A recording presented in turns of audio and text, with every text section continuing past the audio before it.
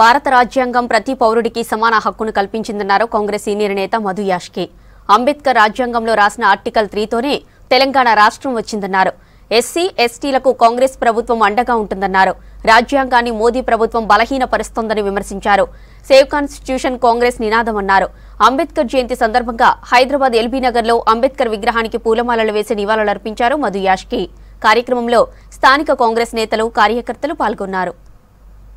అంబేద్కర్ గారి యొక్క 133వ జయంతి ఉత్సవాలు వాళ్ళు జరుపుకుంటూ భారత రాజ్యాంగం ప్రతి పౌరుడికి సమాన హక్కులు కల్పించింది. ముఖ్యంగా అణగారిన వర్గాల కొరకై ప్రతి ఒక్కరు కూడా సమాన హక్కులు కల్పించింది.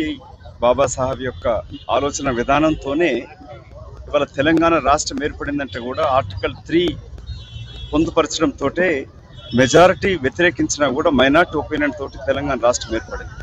దానికి ముఖ్య కారకులు కూడా ఆ రోజు భారత రాజ్యాంగంలో పొందుపరిచిన ఆర్టికల్ 3 కారణం. పార్లమెంటరీ వ్యవస్థలో పార్లమెంటు సుప్రీం కాబట్టి రాష్ట్ర విభజన అధికారం కూడా ఉంటుంది. ఇవాళ యావత్తు తెలంగాణ కాకుండా భారతదేశం అణగారిన వర్గాల హక్కుల కొరకై అన్ని రక్షణ కల్పించిన భారత రాజ్యాంగ నిర్మాత వారి ఆలోచన విధానానికి తూట్లు పడుస్తూ భారత రాజ్యాంగ మనుగడకి ముప్పు వాటిల్లింది.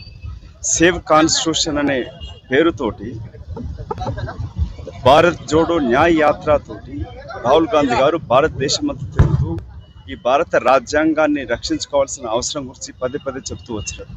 ఇవాళ తెలంగాణ రాష్ట్రంలో కాంగ్రెస్ పార్టీ ప్రభుత్వం రేవంత్ రెడ్డి గారు ముఖ్యమంత్రి ఏర్పడిన తర్వాత వెంటనే డాక్టర్ బిఆర్ అంబేద్కర్ అభయాస్తం కింద ప్రతి దళిత యువకులకి 12 లక్షల రూపాయల వరకు అది పకడ్బందీగా అమలు చేసే విధానంగా రూపొందించి ముందుకెళ్తా ఉంది. గతంలో జరిగినట్టు దోపిడీ కాకుండా మోసాలు కాకుండా పటిష్టంగా అమలు చేయడం, ప్రతి ఎస్సీ ఎస్టీ కుటుంబాలకి పక్కా ఇల్లు నిర్మించడం, ప్రతి ఎస్సీ ఎస్టీ కుటుంబ సభ్యులకు కూడా చదువుకునే అవకాశాలు, విదేశాలకు వెళ్ళి చదువు అవకాశాలు కూడా కల్పించే ప్రయత్నం, ప్రోగ్రామ్స్ అన్ని కూడా కాంగ్రెస్ పార్టీ